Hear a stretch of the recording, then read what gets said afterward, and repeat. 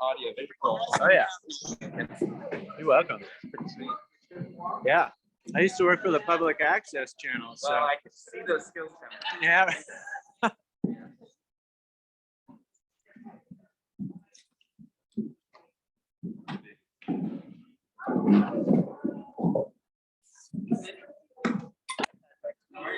Not bad, you? We'll see you. Great. What's that? Perhaps a little in the shape. Isn't that I'm only saying that because we just read the doctor today. Beautiful. They grow out of it. Yeah, that's what I think too. A lot of kids come out of it. David came out with his neck like this Oh, really? for a year. You know, and they're like, oh, he was just shoved up, you know, in a weird position. Yeah. And I was like, that's good. There's something stuck under my rib cage, you know? Like, it was his head. Yeah, they're like recommending this helmet yesterday. It's like, what's the reason exactly? It's like, oh, well, like ski and bike helmets won't fit. That's really the only. That is significant, but it is significant. It is. You know? You're like, oh, that's, you want to Be wear sad that to not have a helmet. Cool. So let's get started. Hey, hi everybody. Thanks for coming. You know, I see the front rows empty. Yeah, thanks everybody for coming.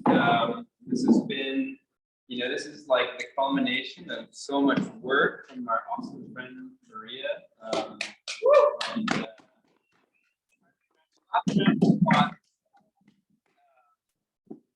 Yeah, so for anybody who like isn't familiar, it was 2019 and 2020.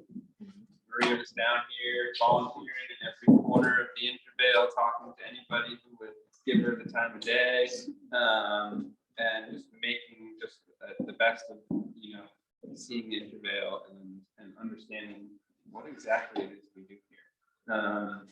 So we're going to learn some today about that and what she learned, and then hopefully have some time to spend some time chatting with each other and thinking kind of where we can take this. And what else to say? There's some snacks and warm drinks in the back if you haven't found those yet. Kind of going to ask if everybody feels okay wearing their masks while we're seated. But if you're going to speak, you know, feel free to pull it down so you can hear what you're saying.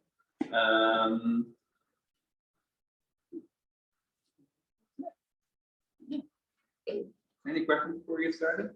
If you need a bathroom, on the other side of this wall, into the door, it's got a sign above it that says Hayloft. Going through that door, and it's a door right on the right as you walk in. We brought blankets. Yes, blankets and sleeping bags if you need a little extra layer and start to get cold. Yeah, we're gonna start with an introduction to the concept of agroecology. And I guess the one other thing I'll say is that this work here is kind of done under the umbrella of the Agroecology and Lighthouse Collaborative at UVM. And that is a space not just for, you know, research, but kind of developing new ideas and working with the community to kind of build out this concept of agroecology. So there's lots of folks up there with lots of different skills ready to kind of help bring this vision to a reality. And so that's kind of, in a way, good context for what we're going to learn today is that we have this amazing resource up at UVM. How can we make the most of that? Work together to kind of elevate the vision that we kind of share for the system, for the Intervale, but, you know, for much broader, much more broad community.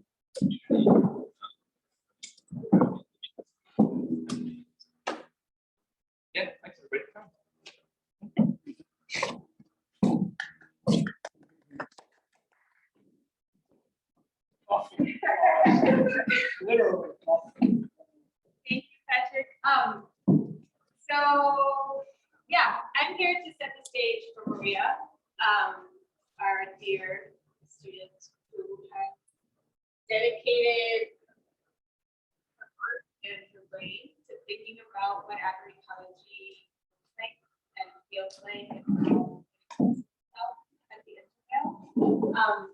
As Patrick mentioned, I'm part of the Agroecology and Livelihoods Collaborative, the co-director, and the student is taking pictures behind, for those of you who don't know him. And this, there you are, I knew you were in this deck. This project came out of a flight home from a food justice workshop in Minneapolis when Ernesto and I were talking about the ways that we were working in and with agroecology and how none of it was at home. And how we wanted to think about what it might look like to bring our learnings and our curiosities and our ability to bring resources and students and study into essentially our own backyard. And so from that, we sort of gathered around our dearest and said, hey, do you know agroecology? What do you think about agroecology? And these were some of the quotes.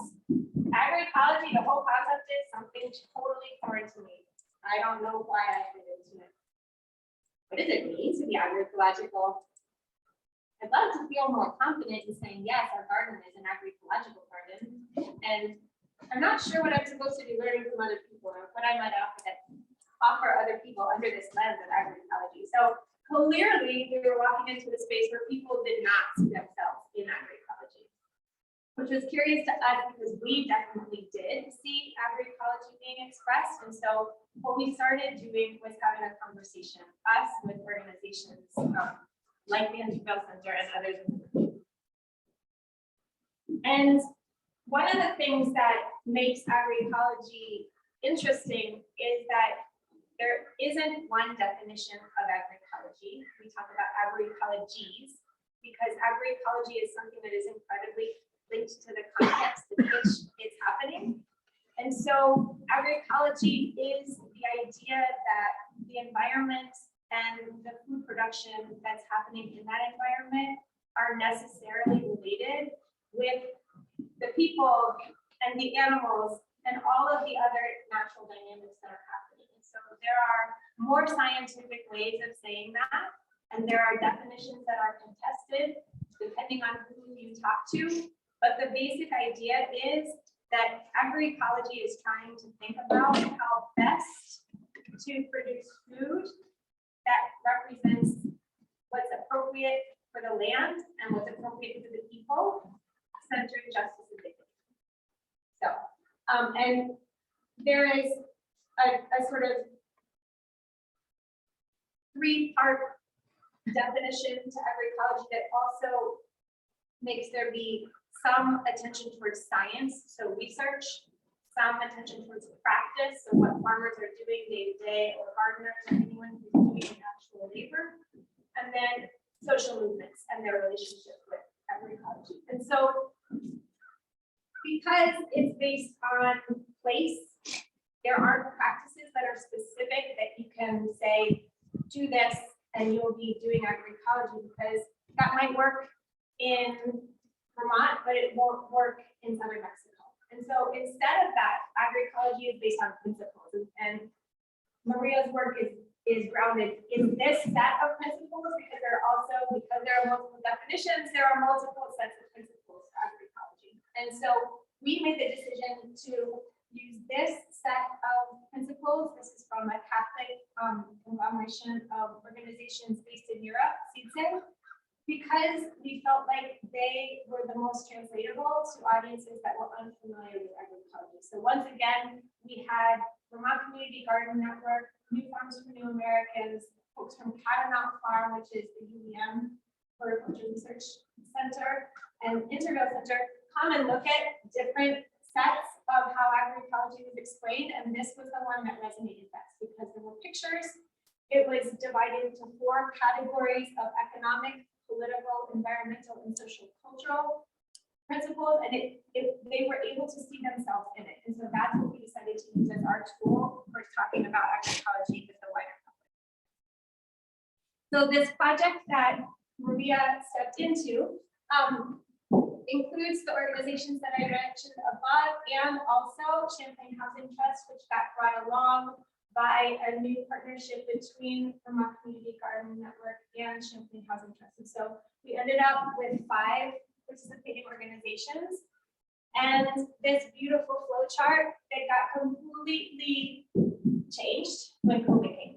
So we were on track, Maria was blazing the trails, and since then, there's been a little bit of change in what we've been able to do. So I want to give a quick overview of what we've done at other sites, just to give you a sense of the range, and then Maria will go in depth into what's happened here. So Alicia's not here, I thought she might be, but we started with New Farms for New Americans, thinking about 3 principles that they felt like probably were those which were going to be most expressed and that they had the most interest around. One, the biophysical principle about enhancing integration in various elements of our ecosystems with plants and animals. A social principle about strengthening food producers, local communities, culture, knowledge, and spirituality. And then another biophysical principle about nourishing biodiversity and soils. And so we talked about doing surveys, we talked about doing all kinds of things, and we ended up deciding that what was going to be the best representation of agroecology in action was trying to help folks have a shady place to rest, and what it meant to have community supported by infrastructure. Because part of what was happening is that gardeners were coming and leaving because there was no shady place to be. And so we wanted to sort of look at dynamics that might change with the change of infrastructure. And so we had Stephanie Hurley is a professor who is one of the other leads on this project, and she had her class design different shade structures, and then Alicia had it built, and now there is a mobile shade structure at NMA, and what we've been doing is sort of thinking about what interactions have been supported as a function of that. With the Vermont Community Garden Network and the Housing Trust, we also wanted to get a sense of what might be changes in the landscape that would facilitate different interaction, because part of what we're thinking about with agroecology is always how are people and environment interacting. So Caroline, I don't know if you want to say anything or if you'll say it later, but we came up with a way that the gardeners could easily rank their choices about what they might want to see on their sites. Have done some work about what it might look like to implement that, and we're in the phase right now of having made changes at one site and needing to do some surveying about the response to that, and then we'll be doing some other improvements at another housing site for spring. And then at Catamount Farm, the Horticulture Research and Education Center at UVM, again, the landscape, the ecological landscape design students have been engaged in trying to make an edible forest design. And then we're actually replicating the methodology that Maria used to have the folks who are engaged with the space there describe to us how they interact with agroecology and how agroecology is expressed there. So that'll make more sense once Maria shares her presentation. And where are we now? We're officially at the end of that project, but we are continuing because of the things that got delayed during COVID.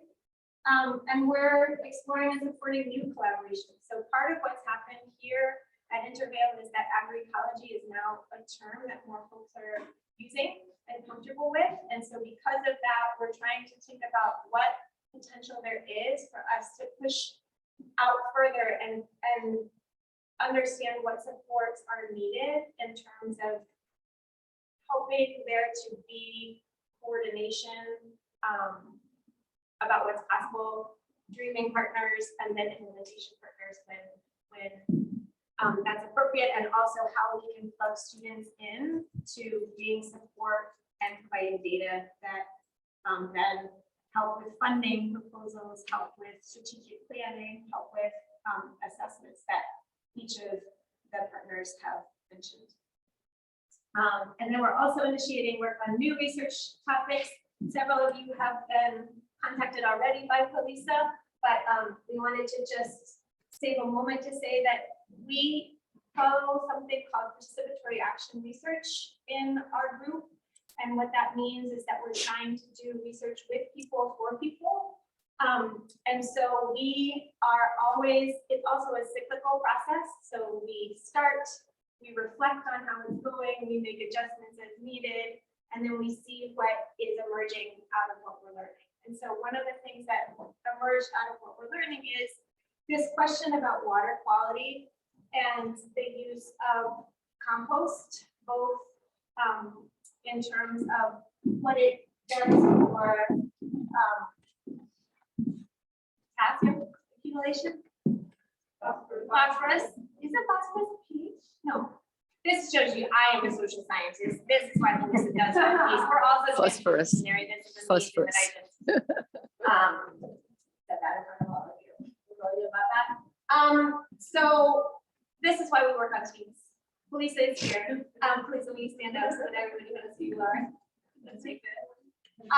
But the point is that what we try to do is figure out who the right person is to ask the questions. And clearly, I'm not that person in this case. But what Felisa is looking for is to do some comparisons between backyard gardens, community gardens, and commercial farms. And so the Intervale ends up being a perfect place for us to get to these marks. So I'm gonna stop talking now. Maria, that's all.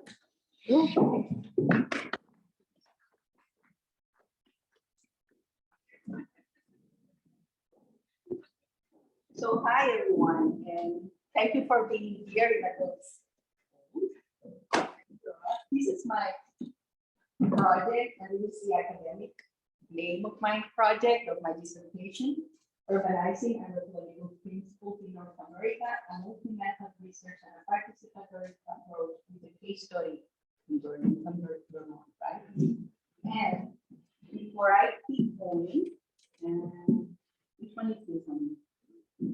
And okay, before I keep going, I just want to thank you, Intervale, for opening the doors and accepting me as a researcher here. Patrick, thank you a lot for providing me the connections. I appreciate it a lot. Without you, I've never been able to do that. I want to thank also, for example, Hillary, Dan, Megan, Fred.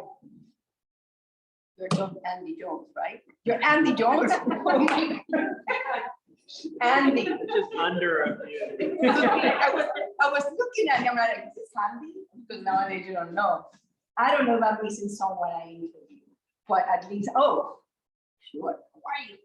So, yes, long time. Anyway, I would like to thank you all for opening the doors. It was, at the beginning, I was a little bit shy because I'm not from here. And English is my second language, you know, so I'm not from the Northeast. So I'm like an outsider. So, you know, trying to get in and people being comfortable with me and comfortable with them. So it's a process a lot of researchers have, especially when they do research abroad. But I will thank you all for opening your hearts and receiving me here at the Intervale. Thank you a lot. So with that said, every research or researcher, right, start with a question. Oh, yeah, start with the question. So my two questions for this were, and I'm not going to go a lot into agroecology and the principles because already Martha did a great introduction and I'm in that umbrella of a project. So my two questions were as a researcher, basically. I hope you can read them. Is it Intervale a very urban agroecological organization? If yes, then why and how? And if yes, what are the challenges and opportunities to strengthen agroecology at the Intervale? Those are the two questions, research questions, which I started in my fieldwork here. In a nutshell, I'm going to give you a lot of details. In a nutshell, I did a qualitative research with a case study, the Intervale Center, using multiple methods and the principles of agroecology as a conceptual framework. We're doing it in other projects here. To conduct a baseline and principle-focused assessment inspired by principle-focused evaluations, right? Using participatory action research, Mark has talked about it, to engage participants as co-investigators in the research process. Basically, in a nutshell, that's my methodology. Okay. And again, we use this, the 6 principles, as a main visual participatory and research tool. Okay, and to frame the research questions and to be able for you guys to see the different how everything connects here with the different domains, and maybe help you to see the socio-ecological system, how everything connects. This is like a visual tool. And the results, I'm going to go a little bit more in the methodology, but in the results is definitely, no matter what, you guys, the 15 principles of agroecology are present. I mean, as described by Sitze, are present here at the interval in one way or another. They are definitely their area that are that you talked about the possibility that they need to be strengthened for keeping the ongoing agroecological transformation. But in general, I'll say that the interval can become an agroecological lighthouse for locally based urban agroecology here in the United States. I mean, you have been an exemplary case study already in terms of organic farming and peri-urban farming. I've read a lot about it in some books, but I think you have never thought about it in an agroecological lens. But now that you have this opportunity and you have here the people from UVM and the Agroecology and Livelihoods Collaborative, yes, you definitely are showing the principles of agroecology in your practices and expressions. And now specific how I did my research, right? How I visualized that. So I saw the interval basically as a socio-ecological system and divided it in different component areas. And as you know, the interval doesn't look very well here, but the conservation nursery, the land and natural area stewardship, community gardens, the Tommy Thompson community gardens, which are embedded in the socio-ecological system, cleaning and food rescue, the independent farms, that interval is not, the food hub, and then I divided it in your tagline, farm, land, and people. And then the outreach work we did for planning, farm planning, and conservation outside around the state. So I organized the different components of the socio-ecological system to be able to see my case study. And that doesn't look again with the land manager, we start looking at what's possible people that will be willing to be interviewed and get with me into the research process. So an example, I started with an example of 30 participants, and they are all here, they're all represented in one of the components of the socio-political system of the interval. Like I was sure that at least every single of the ones we selected represented either the food hub or the conservation nursery, and sometimes there were 2 or 3 of each component.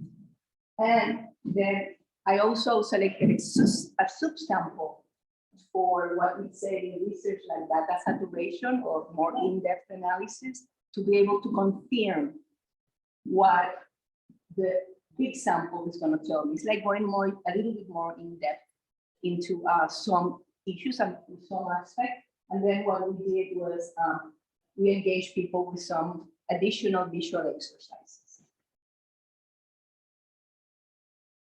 So this is my research design, and it's too far away for you to look, but I'm going to try to describe it.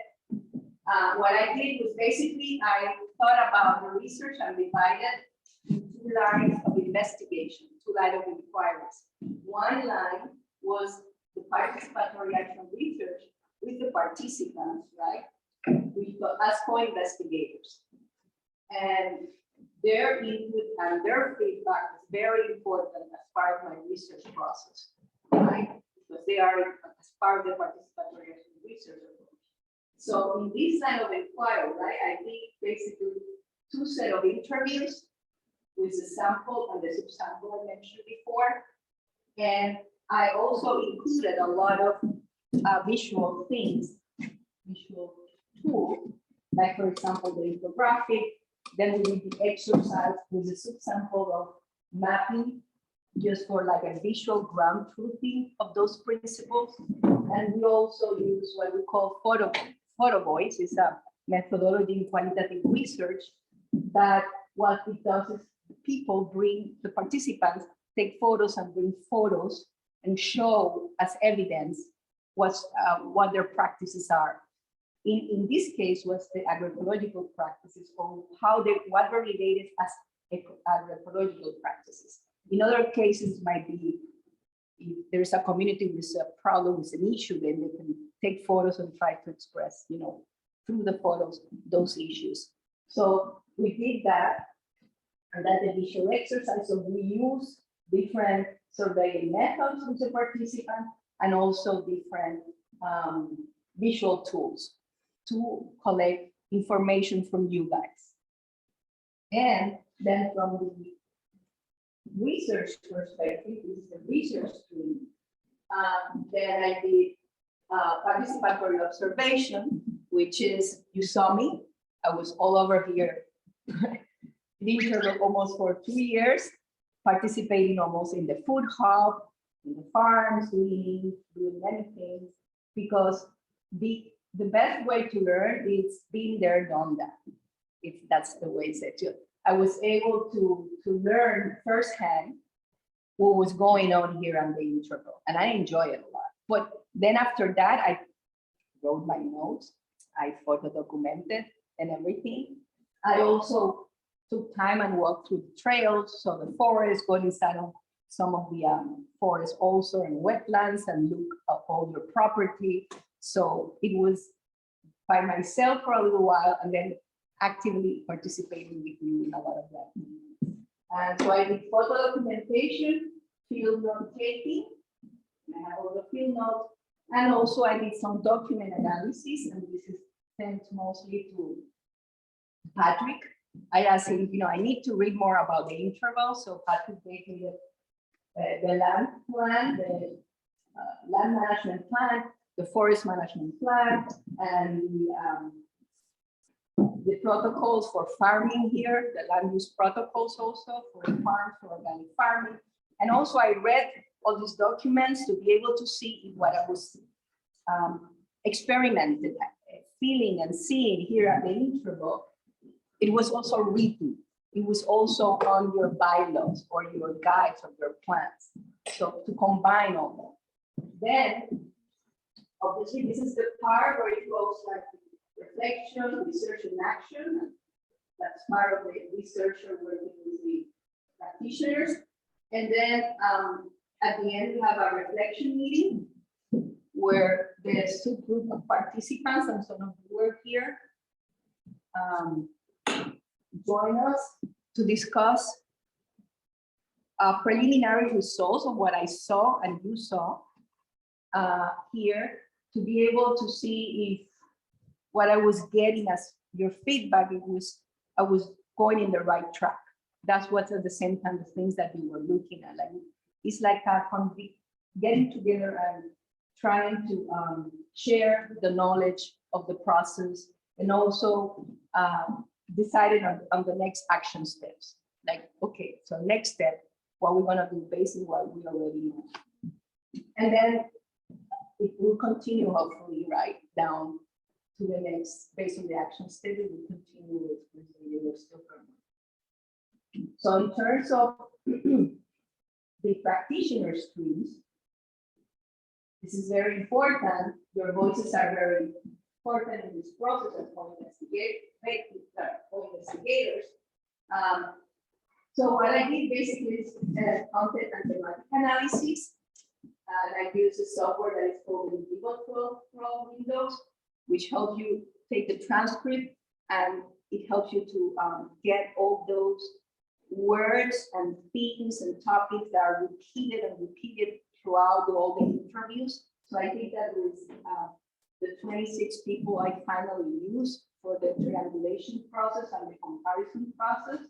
And so that's the first area, which is the bulk and the heart of my dissertation. Those 26 interviews, they were very rich and in-depth.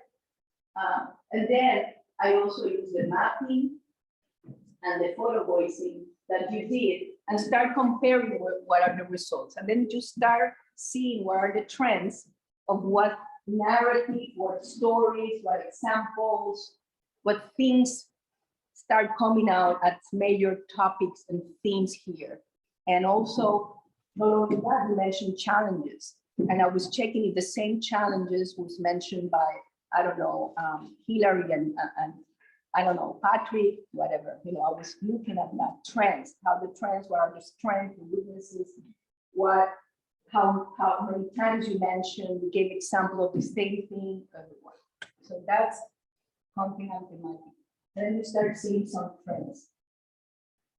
So the combined result of the different methods and evidence used evidence that the principles which most substantially significant here at the interval are the most overreaching ones in the sociocultural, economic, and environmental domains, which are, I'm going to read, you see, principle 13, if we go down to 13, strengthen food producers, local communities, culture, knowledge, spirituality. And I'll show you why in a few seconds. Aims to enhance in the economic area, aims to enhance the power of local markets and build on a social and solidarity economy. And in the environmental, nourishes biodiversity and soils. Those are the ones that everybody agreed that it's like they're almost in all the component areas of the social political system, that they're very strong at the interval. So yeah, they were, it says here, they were very strong in all the component areas. And interestingly also, on average, the principles under the social, cultural, and environmental domains were predominated a lot more in your narratives and conversations. So those principles are very strong here, the ones in the environmental and social cultural. So that means that you have a big mission here in the social cultural and environmental. It makes sense also as a nonprofit. So let me, don't read the table, they're here. You can look at them, but I use those tables where I synthesize where those principles, I mean, based on each principles, I synthesize the expression and practices. So it's all there, and so you can read it in one, and it's proven. And then I mark in what area of the social political system you can see them, either in the independent farms, or you can see them in the conservation nursery, or you can see them in the food hub. So based on where I saw those principles, and that's where the triangulation go, where not only where I see them, but also where you see them, and then I combine those perceptions, the researcher and the practitioner, and then be able to do the tables. So just focusing on principle 13, this is just one example here. And this is a quote from Abby that used to be the contribution coordinator here in 2019. For example, in terms of principle 13, she says that, I think that is pretty much the mission of the organization. I think that we empower by increasing farm viability, bringing the community together in celebration of local food, engaging more people in the food system, etc. And then there is a certain amount of spirituality with just being in nature, so close to the Burlington City Center.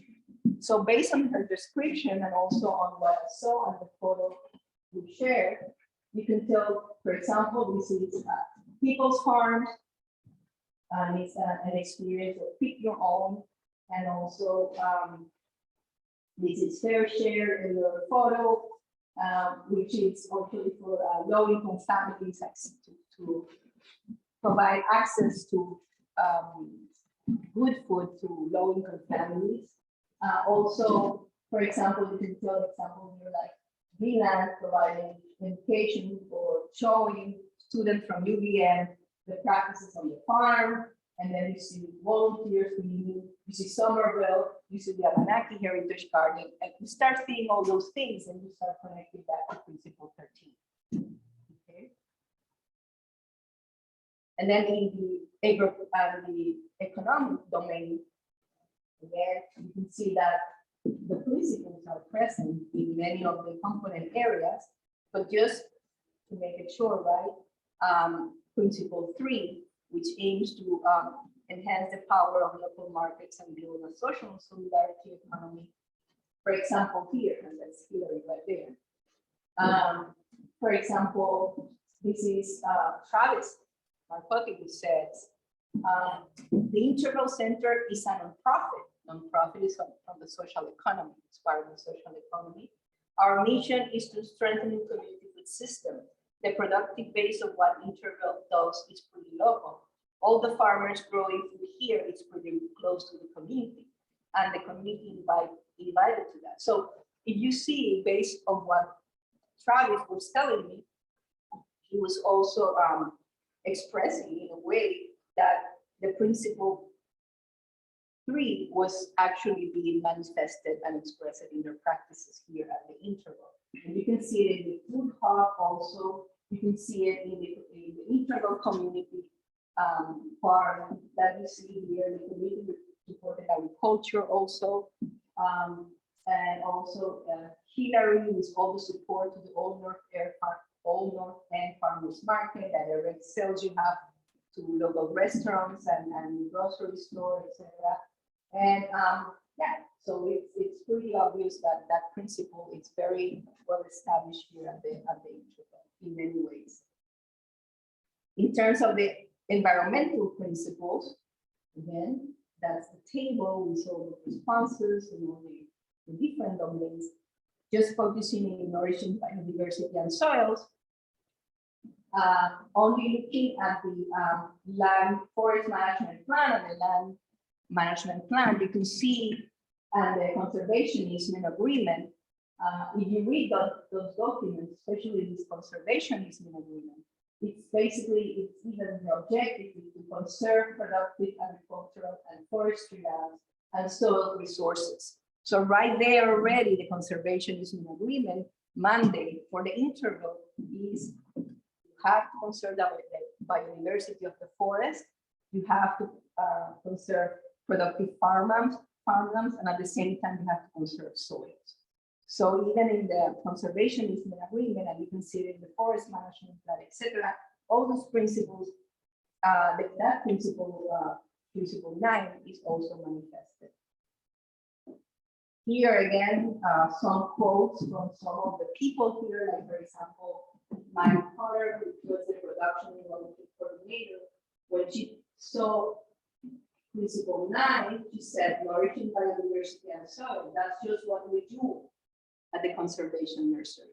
And then she explained the 35 different species of trees and shrubs that are not native to here, and the reforestation work that they do around the state, etc. So that's where she saw that principle 9 was expressed.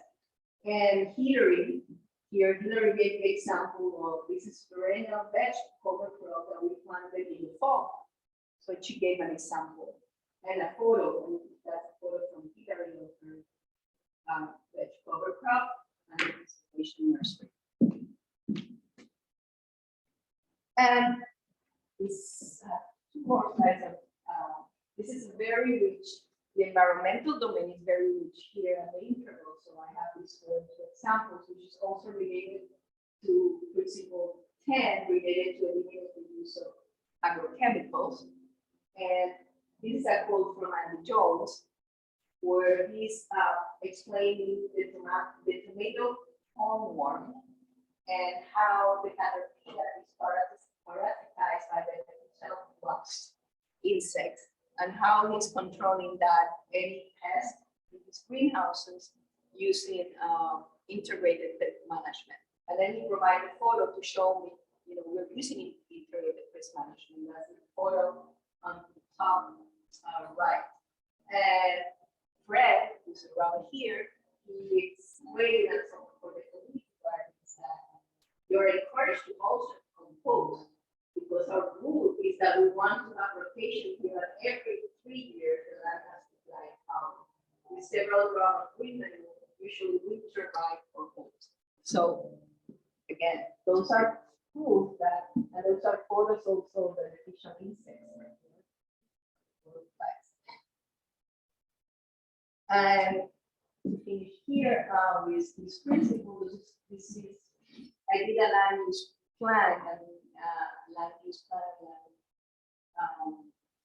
for 2020 with some colleagues from UVM. And the map showed that the interval is kind of a functional ecosystem.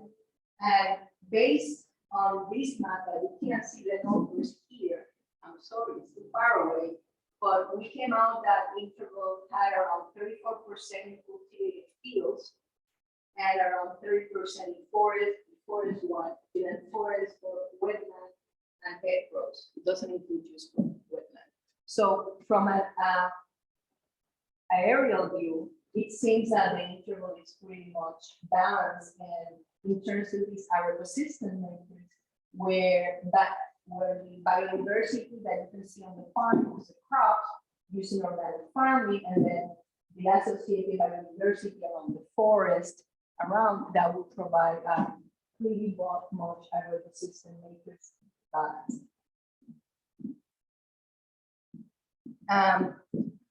In terms of participant concerns and opportunities to strengthen agroecology at the interval, these are the concerns.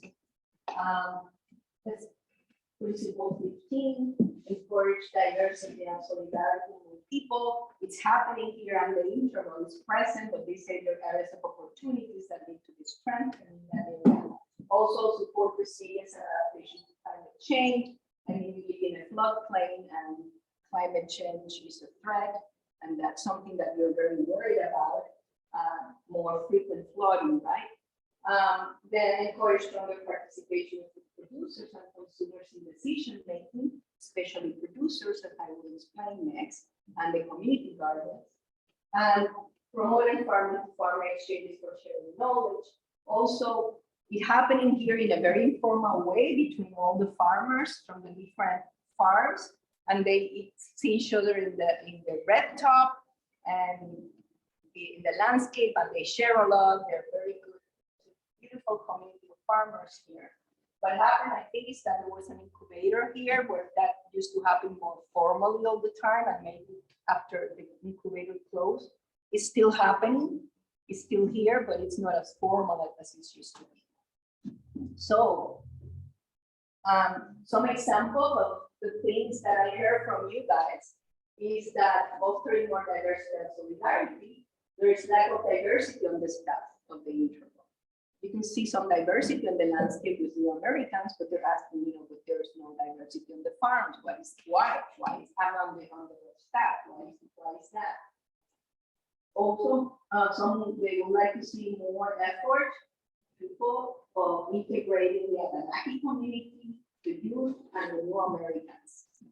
I think that you can do a lot more activities to be able to attract non-white population here at the interval. Enhancing reliance for climate change and nourishing biodiversity and soil.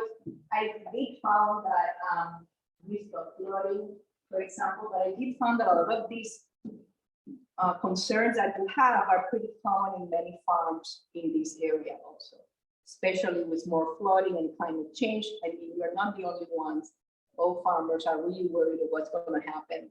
So risk of flooding, high level of phosphorus in the soil. I was able to get some examples of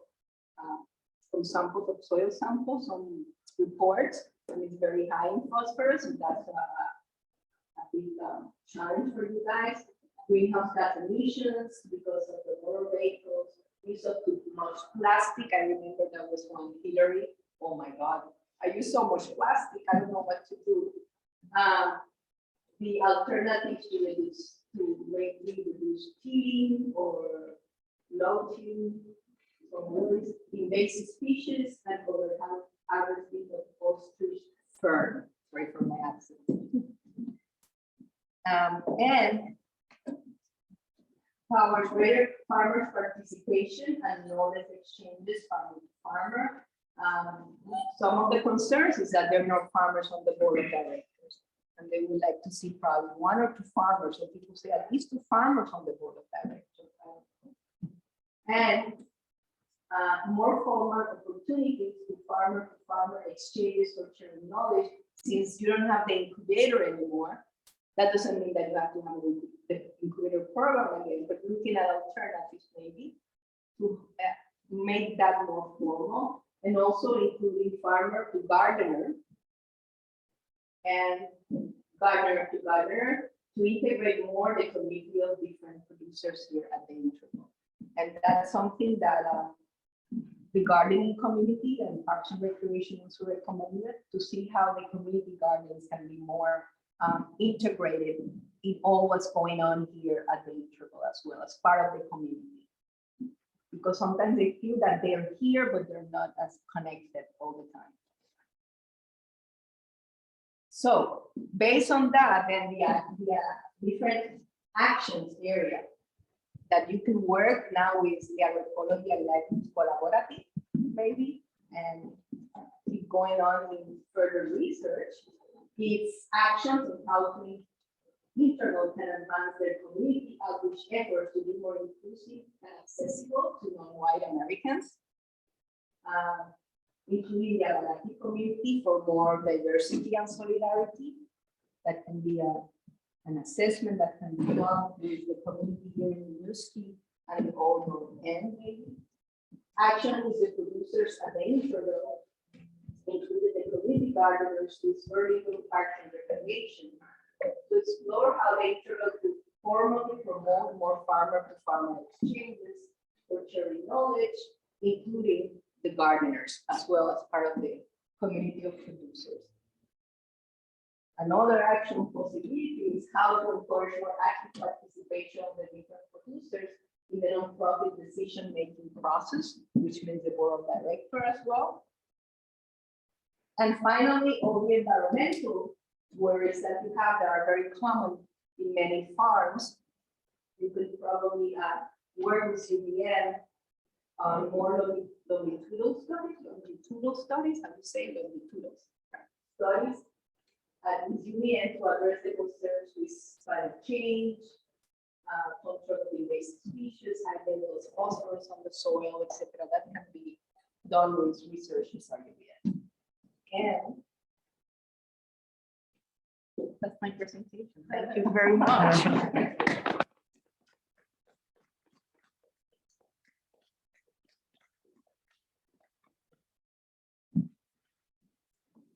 I was asked to facilitate I'm Ernesto Mendez, I'm also with the Agroecology and Livelihoods Collaborative. We facilitate a Q&A, but I was hoping that we can have it more as a conversational. People want to stand up and maybe like grab it on the side or something. You don't have to stand up.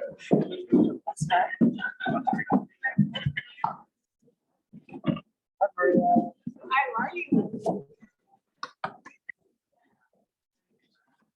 I will take it personally. No, I think it's your photo. You saw your photo there, right? Yeah, it's so ridiculous.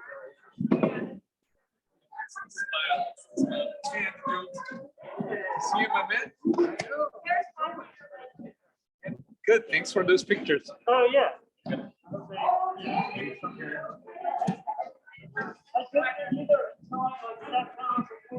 Take with my Martin.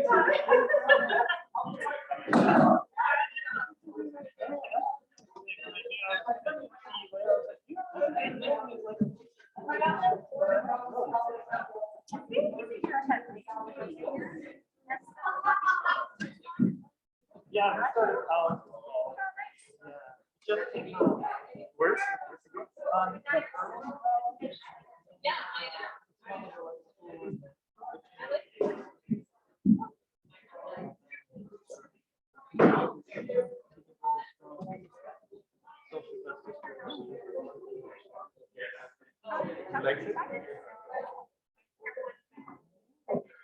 All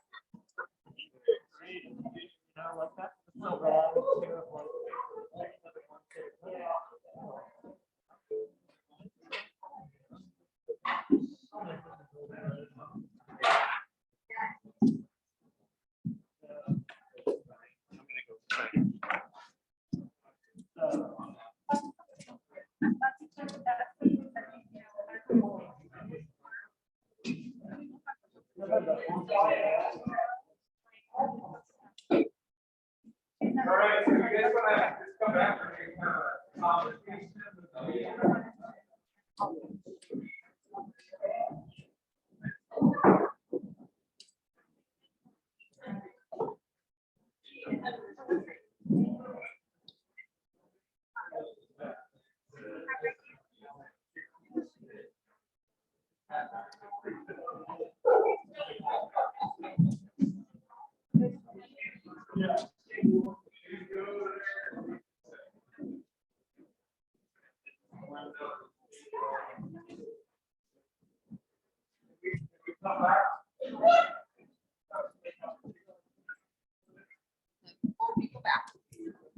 I'm back.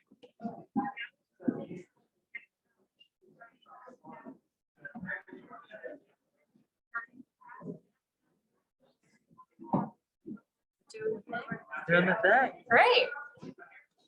I have a wide angle lens that I wish I brought. It's on my case. That's like a good thing to maybe invest in. Yeah. Yeah. Yeah. And then also there's a directional microphone. Oh, cool. I'm really not very tech savvy. I think it's something I need to work Yeah. on a little bit. Fun. Alternatively, you could have like a Bluetooth device that would just sync up that after the microphone. It did come with a fancy little button that you can use to take pictures. Oh. Yeah, it came with a Bluetooth thing that we can take group pictures with. But that's about all I played with so far. Oh.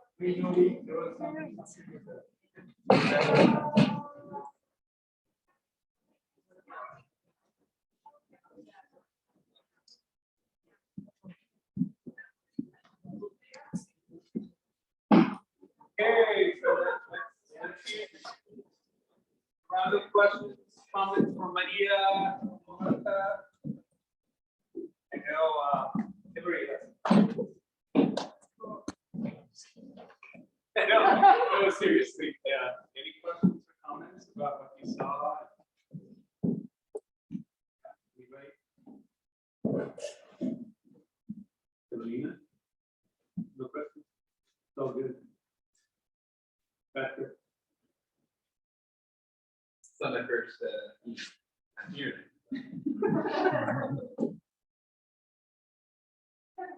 Good. I guess I'm just kind of curious, because, you know, kind of the synthesis kind of takes you into like an individual principle and the sort of in-depth analysis and then links that back to certain activities or relations. What that looks like. But I guess I'm thinking about some of the relationships, like some of the, I saw on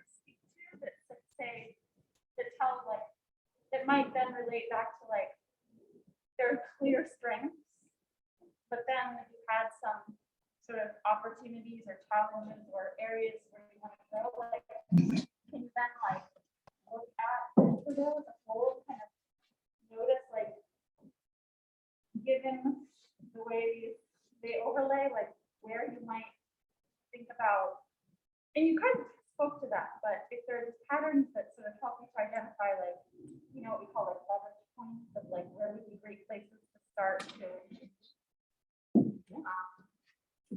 whatever you call it, change, transform. Yeah. Well, let me just say one thing. I want to invite everybody to participate, right? This is the question that is a good question also for Intervale people and of course for Maria for us. Go ahead, Maria. If you want to say something about it. Well, actually, I was talking to Patrick about it. I said on the last slide,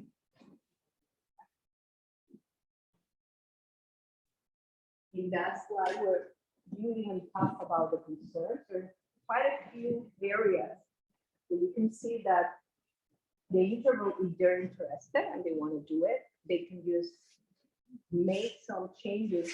Those are like they call leverage points or points of intervention that are very easy to make changes, and then it will immediately change the system and it will strengthen some of the principles. For example, just lack of diversity of the staff. That's something that it's in the organization, they have to deal with that in a way, and they probably do an assessment to see what's going on with the community, how they can integrate more the community, etc. One thing that ALC can do is a student that can work with you guys is do an assessment with the population in the Old North End and Winooski, which is the more diverse areas here in Vermont, and see what can be done to integrate those communities more in the interval and what can be done to get more diversity of the staff. Another area of intervention very easily is trying to get farmers in the program.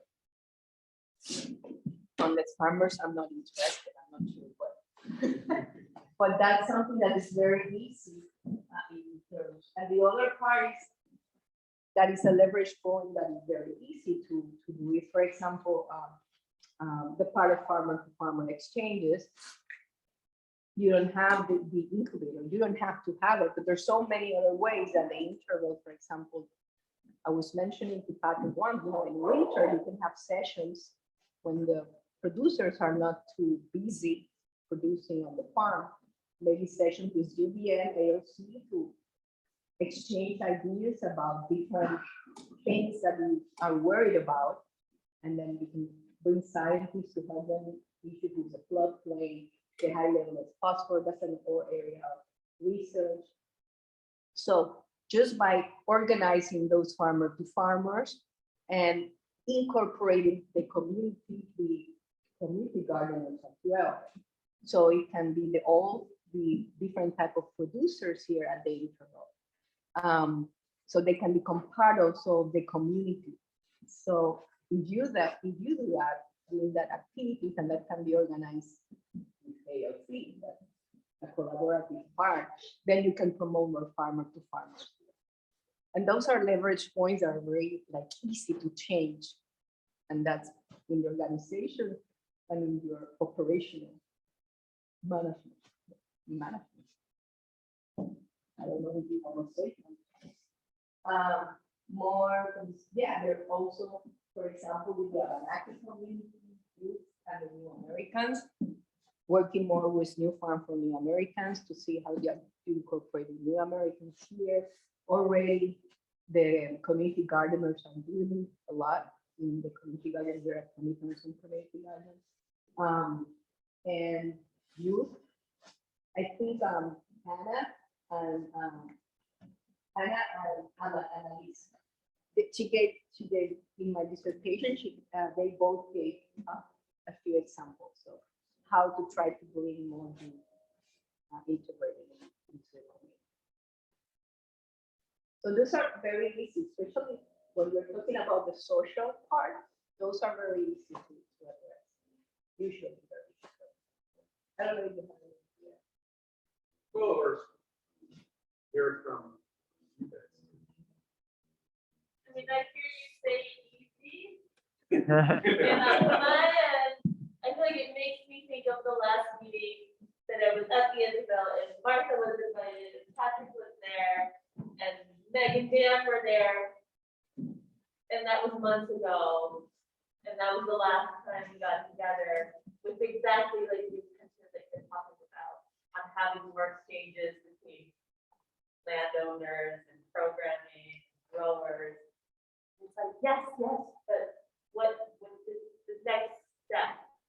So it's, yeah, it feels challenging. It feels like the lighthouse is there, the light is there, it's shining, but getting there.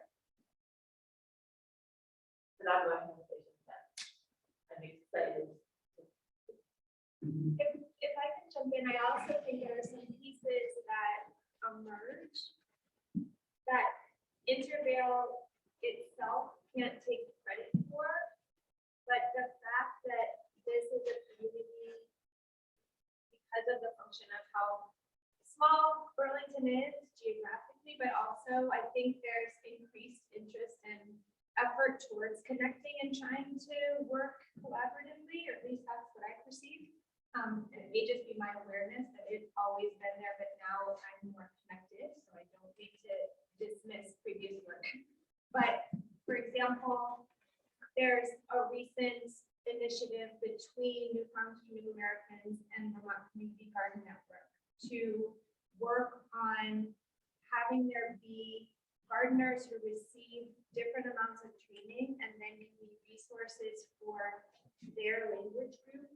And so there's pieces of this that I think have been developing, and that if you did a new assessment would respond really directly to some of these things. But what happens with the study is that it captures a snapshot of a moment in time. And what we hope with participatory action research and with agroecology is that what's happening is that we're building different social fabric and reliance and connection with each other. And so part of that then becomes, what do we do with it?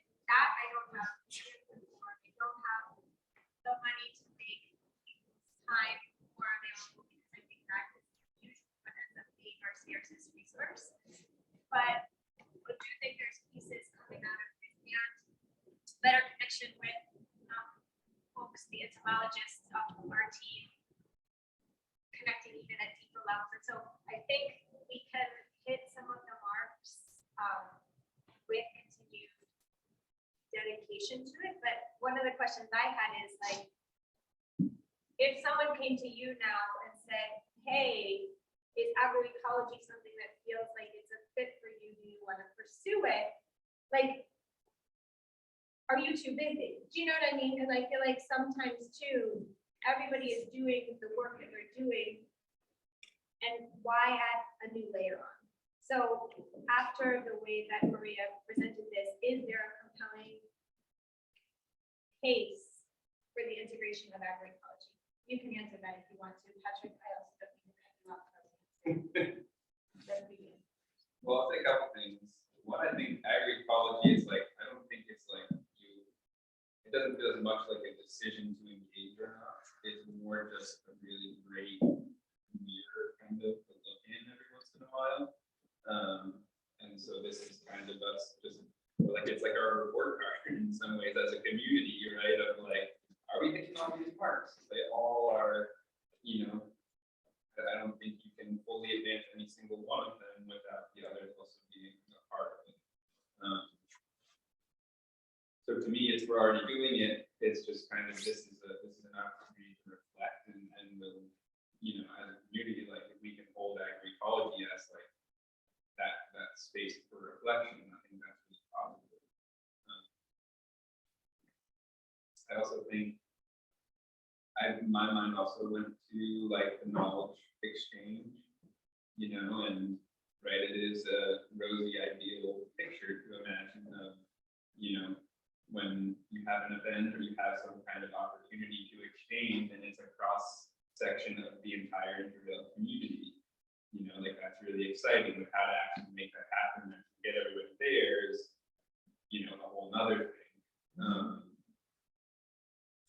But you know, in some ways it can be, you know, really simple, and that, right, the more times and opportunities we have to connect, the more aware we become, and you know, we build a social mycelium where when something is happening, the community is much more aware and sees that opportunity, and say, oh yeah, I'm gonna go and participate in that. You know, but even still, like an example for me that came up was like the teaching garden at, you know, Ending Farm for the Americans was like, I was like blown away walking through there and how beautiful it was, and such an amazing example of like this visual education tool. It was just like, wow, I was learning and seeing so much so simply presented. It was so cool to see. But again, like here I am, not even knowing this existed really, you know, and not real, like it's such an amazing model of how to teach people all these different components of gardening. So I don't have a conclusion to that thought, but I agree with that. Feels like an obvious leverage point. There are all these different spaces to continue to do that work, and I think, you know, not being where it not being perfect doesn't mean it's wrong. Like I said, thought it's coming to mind, right? Like we're already doing such great things. You know, we're just asking ourselves how to be better. And so, yeah, I think just the connections and continuing to like value that, all of us valuing that, coming to it again and again and again, is so much. It's so much.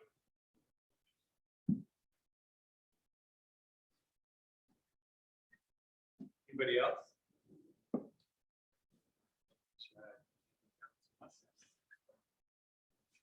I was just thinking about what Patrick was saying, Arthur. I mean, I sort of feel like it's not that we're not, I think we already are practicing agroecology.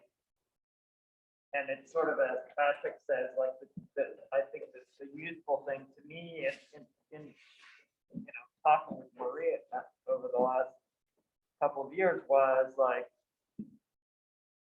in a sense, it was the de-integration, and it was breaking things down and compartmentalizing so that you can just kind of analyze each one of those things. It's like, okay, we've got biological diversity, but what does that mean? We've got, you know, sustainable practices, but what does that mean? We're looking at building a local economy, and we're thinking about employment and all, you know, it is the whole is composed of its parts, in addition to the, you know, the sum of the parts not equaling the whole. So so it feels to me like sort of along the lines of what Patrick is doing, is like there's a lot going on. There's a lot of collaboration, and there's a huge amount more that we collectively can do if we put our minds to it and we agree on some kind of maybe common principles or objectives like that. But I was reflecting on, I guess I won't see you because I won't see you anyway, but how much I feel like, you know, the relationships and the synergy that I experience in the Intervale, so much it's about contact. You know, so there are these places, you were talking about spaces, and the Red Top, which Maria was referring to, is like, that's like the center of a lot of the production farms in a shared space right there. It's like we share a shop, we have a bathroom, and, you know, and it's all these stuff coming in and out of there. Like that's where I run into Hillary. Like I don't really work with Hillary directly very often, but like we'll run across each other and I'll be like, hey, did you hear what's happening? Blah, blah, blah, blah, blah. Or I'll see Patrick over there. And I think creating those opportunities for collaboration that aren't necessarily like the formal farmer to farmer exchange things, but you have to build in structures even that support those informal things. Because I don't, I'm not as connected to the people that aren't using that space in the same way that I might see Hillary or Patrick or some of the other people who do use that. And so I think a lot about that in terms of how do we create those opportunities where people overlap and they connect, and it's sort of baked in. And it doesn't have to be this extra time out of your day to, like, even in the winter, it's like, oh, we're all still doing a bunch of things and making this meeting. It sounds great, but it's hard to get everybody together, like Caroline was saying. Your random thoughts. Anybody else? I'll say something that. Well, I was having, I like thinking analogies. So, if we're talking ecology, right? Like, I think about thinking about it spatially is actually really interesting, right? And like, you don't have a forest, anywhere. You have a forest where the geology and hydrology and all of these things come together, to create that unique forest. And so it's kind of the same, like, you create the spaces and let the people and the opportunities and the things come into them. And in some ways, it's just kind of rethinking some of the places where all these paths are crossing. I don't know, that's just a very exciting thought for that's a very fruitful thing. And then I think just one other thing I forgot I wanted to say earlier too is that, like, none of this relies on the Intervale Center. None of this is really the ecosystem, the ecosystem is all of us, and another analogy I like to use is like we are all different muscles, and in order to be like a beautiful galloping horse, right, you need all the connective tissue for all those muscles. Like, so we might be hobbling along, the muscles are working, all up, separately, but the more we can be connected, the more strength we have. None of this relies on any single one organization, but relies on us all participating in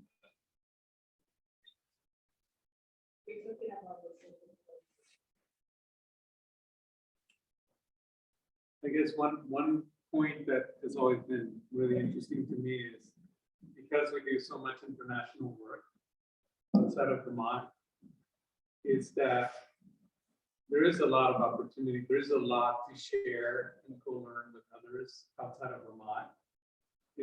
Early on in this project, and Martha and I were just talking about her presentation, we had an exchange with Cuba.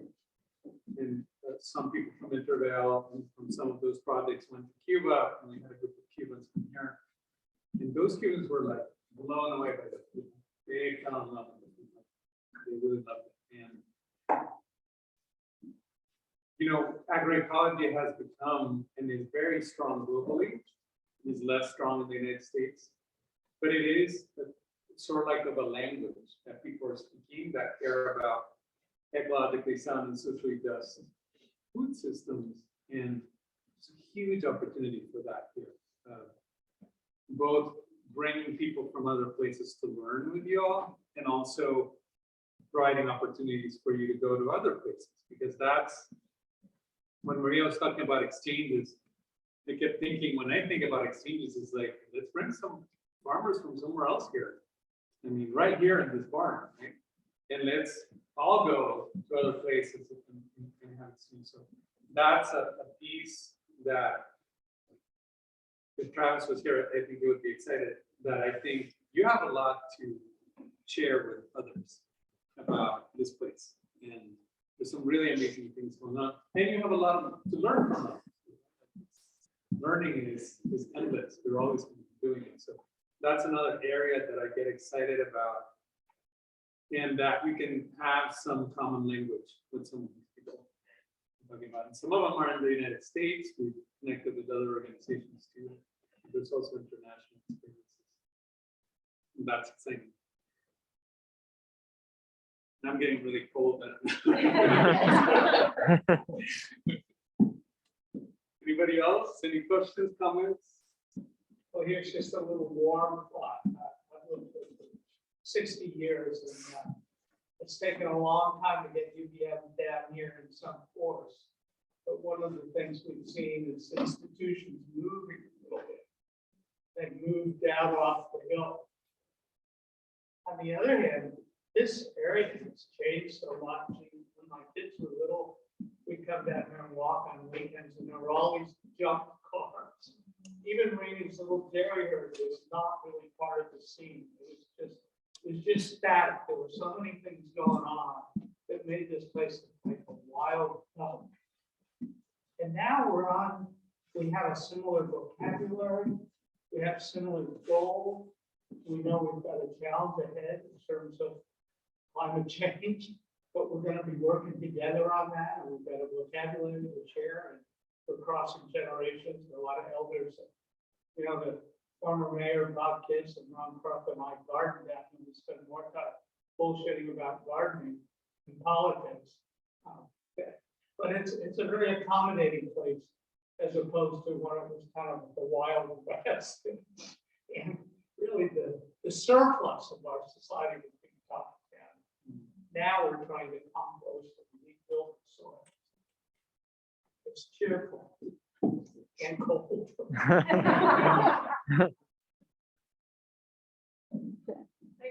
I'll just briefly, I really appreciate the framework of agroecology, because I feel like everybody, I mean, I can't speak for everybody in the room, but I think everybody in the room has been like working towards this thing that's like greater than organic agriculture, and we've kind of rested on that as like how to define our farms or the gardens. And so I really think that the social and economic component of agroecology is like such an important part of what we do and why we do it. And I think it is really cool to have this sort of lens to look at as a community or as an organization to figure out how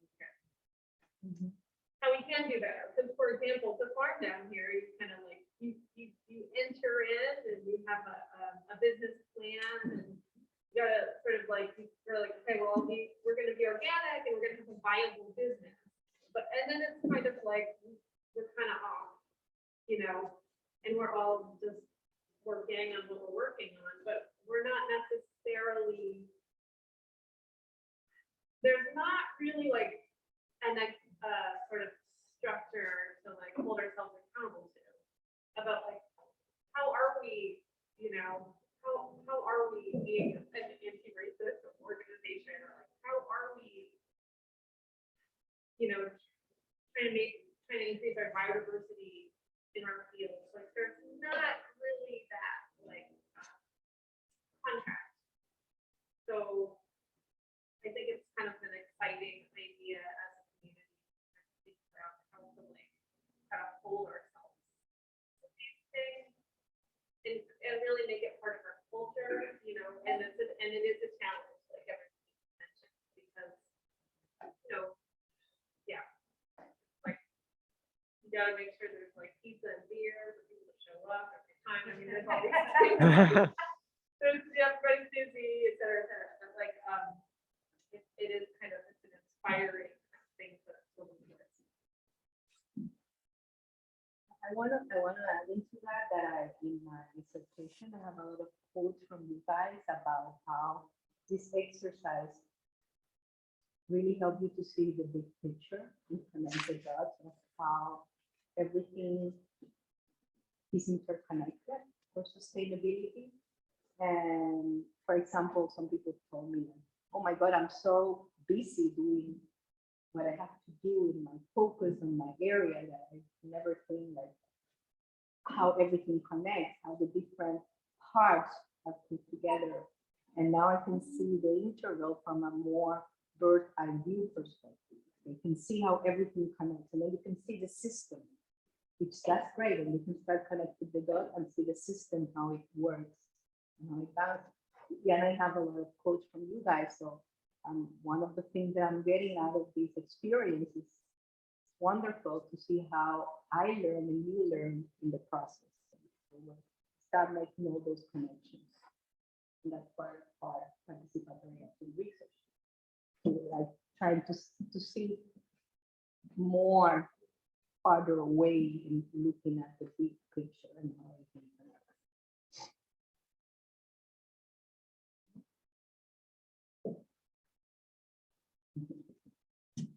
Anybody else? Just thank Maria for persistence. We also printed, we were feeling really guilty about all the paper. But we also thought that we wanted people to take this representation. One, that's not, if you want to take one.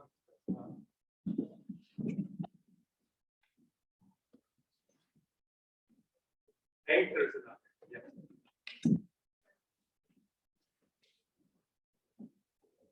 Yeah.